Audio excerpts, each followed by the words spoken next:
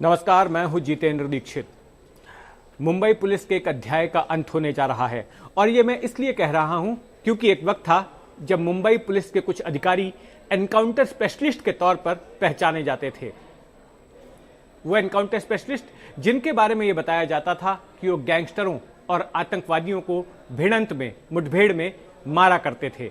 इस नस्ल के कई पुलिस अधिकारी देश विदेश में काफी चर्चित हुए, जैसे कि प्रदीप शर्मा, विजय सालस्कर और रविंद्र आंग्रे, प्रफुल्ल भोसले। और इन्हीं में से एक नाम रहा है दया नायक का। तो जहां तक प्रदीप शर्मा या रविंद्र आंग्रे की बात करें तो ये तमाम लोग, या प्रफुल्ल भोसले की बात करें, तमाम लोग सर्विस से रिटायर हो गए हैं। विजय सालस्कर 26 नवंबर 2008 के आतंकी हमले में शहीद हो गए और उस नस्ल के अब एक ही अधिकारी बचे थे, दया नायक, जो कि रिटायर हो रहे हैं। एनकाउंटर स्पेशलिस्ट अधिकारियों की अगर बात करें तो ये अधिकारी 90 के दौर में चर्चा में आए थे। 90 का वो दशक था जब मुंबई में अंडरवर्ल्ड हावी हुआ करता था। रोजाना गोलियां चलती थी और तमाम गिरोहों के बीच न केवल आपसी गैंगवार होता था, बल्कि कई गिरोह बिल्डरों को, कारोबारियों को, फिल्मी हस्तियों को, व्यापारियों को, बार मालिकों को अपनी गोलियों का निशाना बनाते थे जबरन उगाही के लिए, जिसे कि उत्तर भारत में रंगदारी कहा जाता है। ये गैंगस्टर्स आपस में भी लड़ते थे। मुंबई की सड़कों पर अक्सर गैंगवॉर होता था, खून बहता था और तब सरकार ने एक सख्त फैसला लिया और मुंबई पुलिस को छूट दे दी कि वो गैंगस्टर्स को चुन चुन कर मारे। ये एक अघोषित नीति थी, ऐसा कोई लिखित ऑर्डर नहीं था। लेकिन जब ये रणनीति बनाई गई तो उसके बाद मुंबई पुलिस ने ऐसे चुनिंदा ऑफिसर्स की एक नस्ल तैयार की जो कि इस तरह का जोखिम लेने को तैयार थी। और फिर पुलिस पर यह भी आरोप लगे कि गैंगस्टरों को चुन चुनकर मारा जा रहा है, उनको पकड़कर मारा जा रहा है। हालांकि उसको शक्ल दी जाती थी एनकाउंटर की, जहां पर पुलिस ये कहानी बताती थी कि हम किसी गैंगस्टर को पकड़ने के लिए गए, हमने जाल बिछाया, लेकिन गैंगस्टर ने सरेंडर करने के बजाय हम पर गोलियां चला दी और हमारी जवाबी कार्रवाई में वो गैंगस्टर मारा गया। दाऊद इब्राहिम, छोटा राजन, अरुण गौली, अश्विन नायक, अबू सलेम, ऐसे तमाम गिरोहों के गैंगस्टर, सैकड़ों गैंगस्टर 90 के दशक में मारे गए। और कुछ साल तो ऐसे भी आए जब मुंबई और आसपास के इलाकों में एनकाउंटर्स की संख्या हर साल 100 के करीब पहुंच गई और इन तमाम एनकाउंटर्स को अंजाम देते थे यही चंद अधिकारी। तो इन तमाम अधिकारियों के बीच जो आखिरी नाम अभी तक बचा था वो था दया नायक का। प्रदीप शर्मा और दया नायक की जोड़ी एक वक्त में काफी मशहूर हुआ करती थी। इन दोनों लोगों ने मिलकर मुंबई शहर और आसपास कई गैंगस्टरों को ढेर किया था, कथित गैंगस्टरों को। मुंबई के गोरेगांव इलाके में एक मुठभेड़ हुई थी जहां पर कुछ आतंकियों को भी इन्होंने मारा था और इनकी ख्याति देश विदेश तक फैल गई थी। टाइम मैगजीन ने आकर इनका इंटरव्यू किया था और राष्ट्रीय मीडिया भी इन पर कई कार्यक्रम बना चुका था। तो ये वही दया नायक हैं जो कि अब रिटायर हो रहे हैं। दया नायक की कहानी बड़ी ही दिलचस्प है। दया नायक मुंबई में 90 के दशक में आए थे, एक कोस्टल कर्नाटका के छोटे से गांव से। वहीं पर उन्होंने 10वीं की पढ़ाई की थी और उसके बाद वो मुंबई शहर में आए। यहां पर आके महाराष्ट्र पब्लिक सर्विस कमीशन का उन्होंने एग्जाम दिया और 1995 में उनकी भर्ती बतौर पुलिस सब इंस्पेक्टर की गई थी। उनकी शुरुआती पोस्टिंग में जुहू पुलिस थाना था, जहां पर कि उन्होंने फिल्मी हस्तियों से जुड़े कई मामले देखे थे। एक मामला अभिनेत्री दिव्या भारती का भी था। दया नायक अक्सर वो किस्सा सुनाया करते थे जब एक बार वो नाइट ड्यूटी पर थे और उन्होंने देखा कि दिव्या भारती ने अपनी कार का एक्सीडेंट कर दिया था और जिस हालत में उन्होंने दिव्या भारती को देखा था, दया नायक का कहना है कि वो उसको बयान नहीं कर सकते। खैर, इसी दौरान उनकी मुलाकात होती है प्रदीप शर्मा से, इंस्पेक्टर प्रदीप शर्मा से, जो कि उन दिनों क्राइम ब्रांच में थे। और प्रदीप शर्मा को दया नायक का काम पसंद आता है और जल्द ही प्रदीप शर्मा दया नायक को अपनी टीम में ले लेते हैं और उस टीम का नाम होता था उस वक्त क्राइम इंटेलिजेंस यूनिट।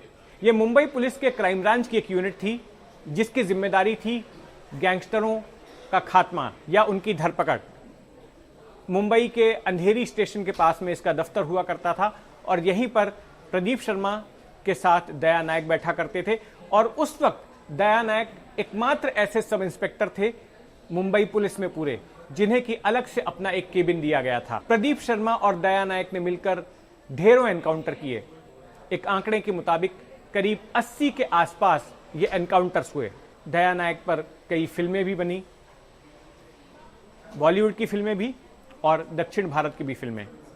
बताया जाता है कि अब तक 56 नाम की जो फिल्म है जिसमें नाना पाटेकर ने काम किया था, उस फिल्म में दया नायक का भी किरदार था। और दूसरी कई फिल्मों में, कंपनी वगैरह और दूसरी फिल्मों में भी दया नायक के किरदार रहे।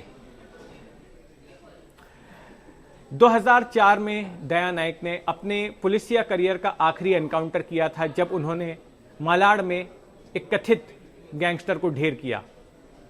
लेकिन उसके बाद से दया नायक के जीवन में काफी उतार चढ़ाव आए। दया नायक विवाद में फंस गए। दया नायक की मंशा थी कि ये मुंबई में काम करते करते अपने गृह प्रदेश यानी कि कर्नाटक में कुछ सामाजिक काम भी करें। और इसके लिए उन्होंने यन्ना होले, जहां से वो आए थे कर्नाटक के, वहां पर उन्होंने एक अपनी मां के नाम पर स्कूल भी खुलवाया था। और उस स्कूल में कई बड़े बड़े लोग आए थे उसके उद्घाटन समारोह में। खुद अमिताभ बच्चन भी वहां पर पहुंचे थे। और उसकी वजह से जो पब्लिसिटी हुई, उसने दया नायक को कर्नाटक में तो ख्याति दिलाई, लेकिन उसने उनके लिए एक बहुत बड़ी मुसीबत भी ला दी, क्योंकि उस स्कूल में करोड़ों रुपए खर्च किए गए थे। और मुंबई के एक मराठी अखबार ने एक हेडलाइन में यह खबर छाप दी कि मुंबई पुलिस का करोड़पति दया नायक। अब लोग ये सवाल खड़े करने लग गए कि एक सब इंस्पेक्टर रैंक का अधिकारी करोड़पति कैसे हो गया, उसकी तो इतनी सैलरी भी नहीं होती है। तो इसके बाद जांच शुरू हुई और एक मामला दर्ज किया गया दया नायक के ऊपर आय से ज्यादा संपत्ति हासिल करने का। इस मामले में दया नायक की गिरफ्तारी हुई। जिस दिन उनकी गिरफ्तारी हुई उसके एक दिन पहले दया नायक का मैंने एक गुप्त ठिकाने पर उनका इंटरव्यू किया, क्योंकि उसके पहले उन्होंने अग्रिम जमानत के लिए अर्जी लगाई थी जो कि खारिज हो गई। और कुछ वक्त के लिए दया नायक एंटी करप्शन ब्यूरो से छुपकर घूम रहे थे और इसी दौरान मेरी उनसे मुलाकात हुई और मैंने उनका इंटरव्यू किया। और उसमें दया नायक ने अपने वरिष्ठों के ऊपर काफी गंभीर आरोप लगाए और उन्होंने कहा कि उन्हें झूठे मामले में फंसाया गया है। उनके ही वरिष्ठ अधिकारी जिनके साथ वो किसी वक्त में काम करते थे, उन्होंने ही अंडरवर्ल्ड की मिलीभगत से उन्हें फंसवा दिया है। खैर, दया नायक की गिरफ्तारी हो गई और करीब 2 महीने तक उन्हें जेल के पीछे रहना पड़ा। जब दया नायक जमानत पर बाहर आए तो एक लंबी कानूनी जंग उन्होंने लड़ी और उसके बाद उस जंग में उन्हें जीत हासिल हुई। दया नायक को फिर से पुलिस सर्विस में रीइंस्टेट कर दिया गया। हालांकि अब उन्होंने एनकाउंटर्स करने बंद कर दिए और अब एनकाउंटर्स की जरूरत भी नहीं थी, क्योंकि इस सदी के पहले दशक के आते आते मुंबई शहर में अंडरवर्ल्ड की कमर टूट चुकी थी और तमाम गिरोह, चाहे वो दाऊद का गिरोह हो, छोटा राजन का गिरोह हो, अरुण गवली का गिरोह हो, अबू सलेम का गिरोह हो या अश्विन नायक का गिरोह, तमाम गिरोह ठंडे पड़ चुके थे। तो पुलिस ने एनकाउंटर्स करने भी बंद कर दिए थे। तो दया नायक की फिर से एक बार पुलिस महकमे में वापसी हुई और जब कानूनी लड़ाई चली तो उसके बाद तमाम मामलों से उन्हें बरी कर दिया गया। इसके बाद फिर से एक बार दया नायक की एंट्री क्राइम ब्रांच में हुई और बांद्रा में जो क्राइम ब्रांच यूनिट 9 का दफ्तर है वहां पर उनकी पोस्टिंग हुई। हाल में जो सबसे चर्चित मामला जिसकी जांच उन्होंने की थी, जिसकी जांच में वो शामिल थे, वो था फिल्म स्टार सैफ अली खान का मामला, जब एक चोर उनके घर पर घुस गया था और उन पर चाकू से हमला किया था। तो उस मामले में भी जांच में शामिल थे दया नायक। इसके अलावा उन्होंने वापसी के बाद कई सारे केसेस का इन्वेस्टिगेशन किया, कई सारे मामलों की जांच की। दया नायक अब रिटायर हो रहे हैं, लेकिन रिटायरमेंट से पहले वो बांद्रा की यूनिट के सीनियर पीआई यानी कि यूनिट के प्रभारी थे, लेकिन उनका रिटायरमेंट बतौर एसीपी हो रहा है, असिस्टेंट पुलिस कमिश्नर। तो इस तरह से दया नायक की ये पूरी जिंदगी काफी उतार चढ़ाव भरी रही।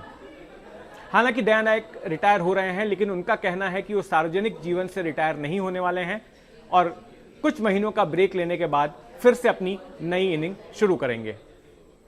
तो ये कहानी थी मुंबई पुलिस के एनकाउंटर स्पेशलिस्ट अधिकारी दया नायक की। इस जैसे तमाम किस्से कहानियों के लिए जुड़े रहें एनडीटीवी के साथ। धन्यवाद।